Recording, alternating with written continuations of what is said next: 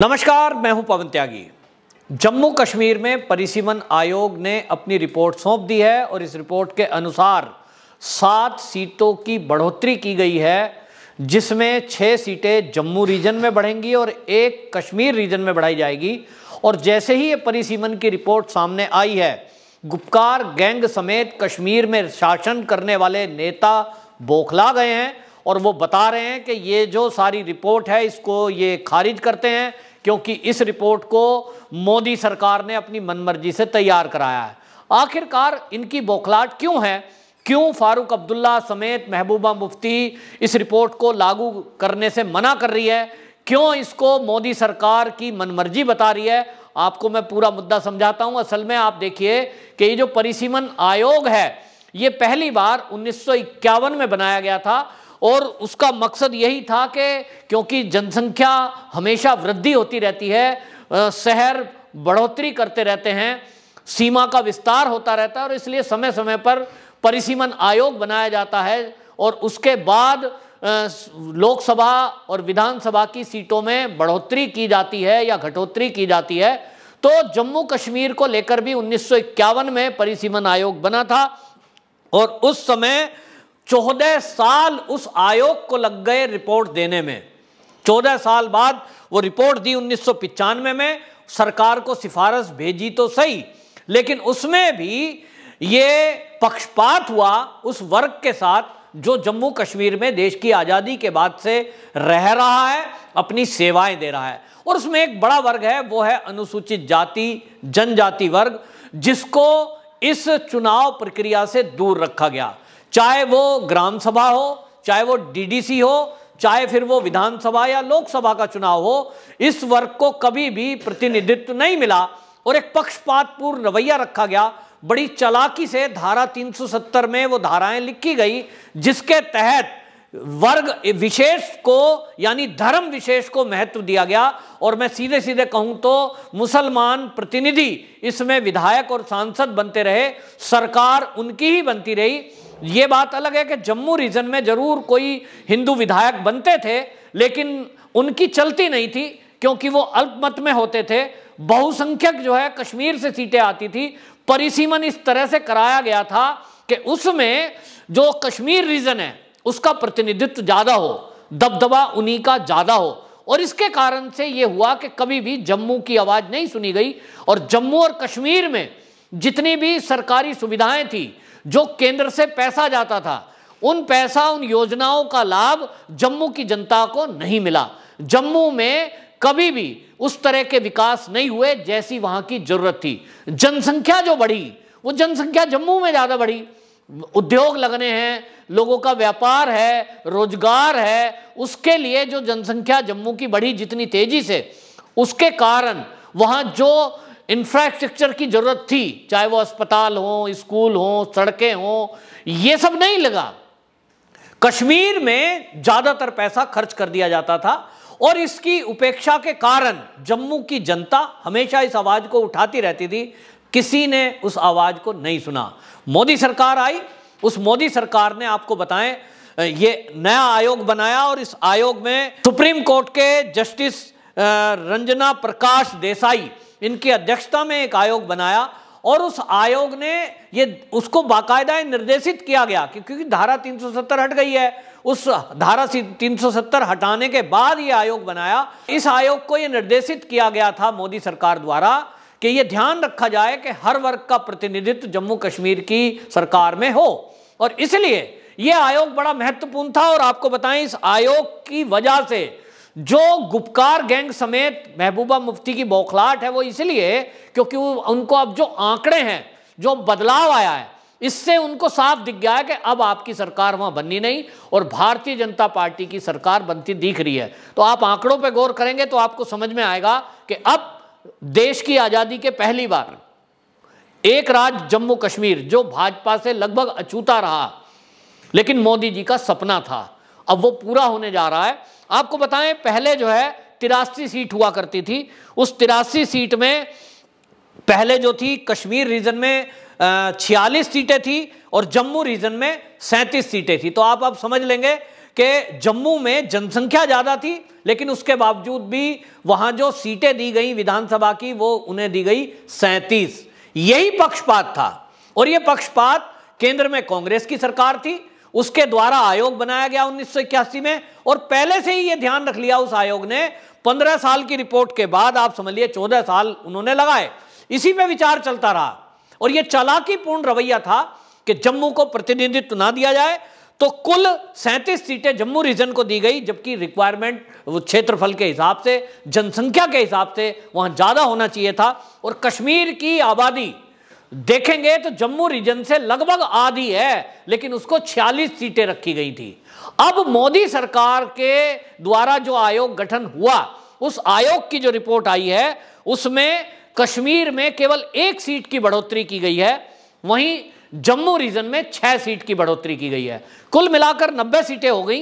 लेकिन अब जब चुनाव होंगे तो आप देखिए कि कश्मीर में 47 सीटें रहेंगी, वहीं जम्मू रीजन में 43 सीटें रहेंगी। कुल मिलाकर अब 43 हो गई। और इन 43 सीटों में यह भी ध्यान रखा गया है कि अभी तक जिस वर्ग को बिल्कुल चुनाव प्रक्रिया से दूर रखा गया, अनुसूचित जाति जनजाति, जिसको दलित भी कहते हैं, वो अनुसूचित जाति जनजाति वर्ग को अभी तक किसी चुनाव प्रक्रिया में भाग लेने का उनको हक नहीं था, क्योंकि धारा 370 लगी हुई है। उसके तहत विशेष वर्ग, विशेष लोगों को ही आगे बढ़ावा दिया गया। अब इसमें जब ये नया परिसीमन हुआ है तो उसमें 16 सीटें आरक्षित की गई हैं, 9 सीटें अनुसूचित जाति के लिए और 7 सीटें अनुसूचित जनजाति के लिए। अब यहां महत्व की बात यह है कि ये जो अनुसूचित जाति और जनजाति के लोग हैं, इसमें केवल हिंदू ही रहेंगे, क्योंकि जो कोई मुस्लिम बन जाता है उसको ये लाभ नहीं मिलता है। अगर जाति धर्म परिवर्तन कर लेता है तो अनुसूचित जाति जनजाति का आरक्षण का लाभ उस व्यक्ति को नहीं मिलता। यही असली बौखलाहट का कारण है विपक्ष का। इसी में आप देखिए, चाहे कांग्रेस हो, चाहे महबूबा मुफ्ती की पीडीपी हो, चाहे नेशनल कॉन्फ्रेंस हो, और गुपकार गैंग के बाकी भी लोग हैं, वो ये खुल के तो कह नहीं सकते, क्योंकि अभी कुछ ही दिनों में चुनाव की प्रक्रिया शुरू होगी। और अगर वो ये कहें कि साहब इसमें दलितों को आरक्षण क्यों दिया गया, अब ये विधायक बन जाएंगे, तो ये बोल नहीं सकते, क्योंकि पूरे देश पे इसका असर पड़ता है। और जम्मू कश्मीर में तो अब ये सुपड़ा साफ इनका होने ही वाला है, क्योंकि इन्होंने जिस तरह से सत्ता का सुख भोगा, केंद्र की योजनाओं का दुरुपयोग किया, जिस तरह से बिजली एक्ट बनाने के तहत इन्होंने सरकारी जमीन को हड़पा, ये सब चीजें पहले कभी आई नहीं थी। पहले से आयोग बने, कोर्ट में केस गए, लेकिन कोई सुनता नहीं था। लेकिन अब बीजेपी की सरकार आई तो 2014 के बाद से, जब सत्यपाल मलिक वहां राज्यपाल बने, उन्होंने सारी फाइलें खंगाली। और उन फाइलों में जब देखा कि किस तरह से बंदर बांट हुई है, सरकारी संपत्ति को मिलकर लूटा गया है, जिसमें हर दल शामिल है। मतलब कांग्रेस की केंद्र में सरकार थी, उनके वहां विधायक भी थे, कोई दल ऐसा अछूता नहीं रहा जिसने वहां लूट ना की हो। सरकारी जमीन, हाईवे के किनारे, प्राइम लोकेशन पर इन लोगों ने अपने होटल बना दिए, कहीं किसी ने रिसोर्ट बना दिया, कहीं किसी ने फैक्ट्री लगा ली।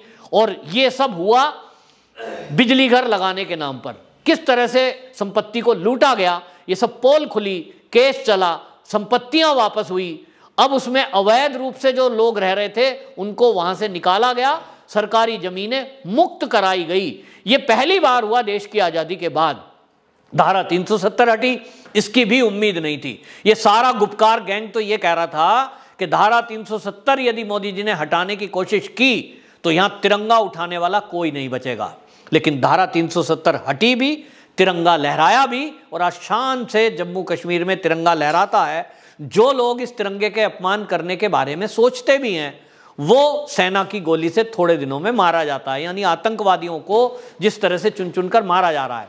अब आप आंकड़े देखिए कि जिस तरह से अब चुनाव कभी होंगे तो उस चुनाव में कश्मीर रीजन में 47 सीटें होंगी, लेकिन यहां SC ST का जो आरक्षण होगा तो उस आरक्षण में कंपलसरी है कि उन्हीं वर्ग के लोग खड़े होंगे, विधायक बनेंगे, तो उनका आरक्षण है तो निश्चित रूप से वहां से भी कुछ चीजें आएंगी। और 43 सीट जम्मू रीजन में होंगी। तो जिस तरह से जम्मू को उपेक्षा की गई, जम्मू की वहां की जनता तो इंतजार में बैठी है कि कब हमको चुनाव में अब वोट डालने का मौका मिलेगा। इनकी पोल खोलेंगे और पोल खुलेगी तो पता चलेगा कि किस तरह से नरसंहार होता था जम्मू और कश्मीर में, किस तरह से कश्मीरी पंडितों को रातों रात वहां से भगाया गया। ये सारे नेता मौन थे। वो जो जम्मू कश्मीर के पंडित परिवार, उस पंडित खाली कहने को है, इन लोगों ने नैरेटिव ऐसा सेट किया कि पंडित कह दो, लेकिन उसमें हिंदू परिवारों का पलायन हुआ था और वो पलायन होकर के आज भी अस्थायी रूप से जम्मू के अंदर रह रहे हैं। हालांकि अब 30 साल हो गया तो उन लोगों ने अपने आप को कहीं ना कहीं बिजनेस करके, छोटी मोटी दुकान करके, कोई हाथ का दस्तकारी करके अपने आप को स्थापित कर लिया है। बच्चे बड़े हो गए तो उन्होंने नौकरियां कर ली हैं, तो कुछ छोटा मोटा मकान भी वो बना पाए हैं, लेकिन उनकी अधिकांश प्रॉपर्टियां अभी भी कश्मीर में हैं, जिनके ऊपर कब्जा किया हुआ है कश्मीरी लोगों ने। वो कब्जा छुटवाया जाएगा और उनको उम्मीद है इसी से सारा माहौल जो है वो जम्मू का माहौल बीजेपी के फेवर में है और वहां से अधिकांश सीटें, मैं अधिकांश अगर कहूं तो टोटल सीटें अगर वहां 43 हैं आज की डेट में, तो 43 में से 43 सीटें वहां भाजपा को मिलने की उम्मीद है। और इधर कश्मीर में जो 47 सीटें हैं, आपको बता दूं कि धारा 370 हटने के बाद से राष्ट्रवादी जो मुसलमान हैं, कश्मीर के रहने वाले, उनका रुख मोदी जी की तरफ है। जो उद्योग धंधा करते हैं, जो नौकरी करते हैं, जो राष्ट्रवादी लोग हैं, उनकी सोच ये कहती है जिस तरह से कश्मीर की उपेक्षा की गई, राजनीतिक 2 घराने थे केवल, एक बार तो मुफ्ती परिवार आ जाए, एक बार फारूक अब्दुल्ला का परिवार आ जाए, और ये एक फ्रेंडली मैच जैसा चल रहा था। तो संपत्तियों को लूटा गया, वहां जिस तरह के आतंकवाद को बढ़ावा दिया गया, ये एक सोची समझी रणनीति थी, क्योंकि कश्मीर में जो कश्मीर के युवा हैं वो कहीं नौकरी की बात ना कर लें, कहीं व्यापार की बात ना कर लें, और उनको डराया गया कि यदि ये धारा 370 हटी तो यहाँ पर कोई विकास नहीं होगा, फिर यहाँ कोई निर्माण नहीं होगा, यहाँ नौकरियाँ नहीं है, यहाँ बाकी भारत के लोग आ जाएंगे, तुम्हारी ज़मीनों पे कब्जा हो जाएगा। इस तरह से झूठ बोलकर बरगलाया गया, जो कि हम देख रहे हैं विपक्ष का एक काम रहा है और कांग्रेस इस काम में माहिर है कि वो झूठा नैरेटिव सेट करती है। तो अब जो है जिस तरह का चुनाव का माहौल अब बनेगा, उस चुनाव के माहौल में आपको बता दूं जो जम्मू रीजन है 43 की 43 सीटें भारतीय जनता पार्टी को मिलेंगी निश्चित रूप से। और उधर जो है कश्मीर रीजन में ऐसा समझा जा रहा है कि 47 सीटें हैं, तो इस 47 में और भी कुछ नहीं तो 50% भी अगर भाजपा को मिलती है तो क्लियर मेजोरिटी से कहीं ज्यादा सीटों के साथ भारतीय जनता पार्टी जम्मू कश्मीर में अपनी सरकार बनाने में कामयाब होगी। आजाद भारत में ये पहली बार होगा, कश्मीर के इतिहास में ये पहली बार होगा, और इस कश्मीर में यदि कमल लहराएगा, भारतीय जनता पार्टी की सरकार बनेगी, तो इससे पूरी दुनिया में एक मैसेज जाएगा कि मोदी जी का जो काम है, काम करने का जो तरीका है, धारा 370 हटाने के बाद जो कश्मीर और जम्मू की जनता ने उस पर विश्वास जताया है, ये एक मोहर होगी। क्योंकि हमने देखा है कि पाकिस्तान इस धारा 370 के हटने को लेकर भी कई बार इंटरनेशनल प्लेटफॉर्म में सरकार को घेरता है और वो बार बार ये कहता है कि धारा 370 हटने के बाद जम्मू कश्मीर की जनता प्रसन्न नहीं है, मोदी सरकार के फैसले से खुश नहीं है और वो धारा 370 को वापसी लगाना चाहते हैं। इस तरह का पाकिस्तान झूठ फैलाने में की कोशिश भी करता है, नाकाम कोशिश करता है, जो अब नाकाम हो रही है। जिस दिन ये चुनाव हो जाएंगे और भारतीय जनता पार्टी की सरकार जम्मू कश्मीर में बनेगी, निश्चित रूप से पाकिस्तान का मुंह बंद उसी दिन होगा और इंटरनेशनल लेवल पर मोदी की छवि बढ़ेगी। वहीं भारतीय जनता पार्टी के कार्यकर्ताओं का सपना साकार होगा, जो सपना मोदी जी ने कभी देखा था, जो श्यामा प्रसाद मुखर्जी जी ने कभी सपना देखा था। वंदे मातरम।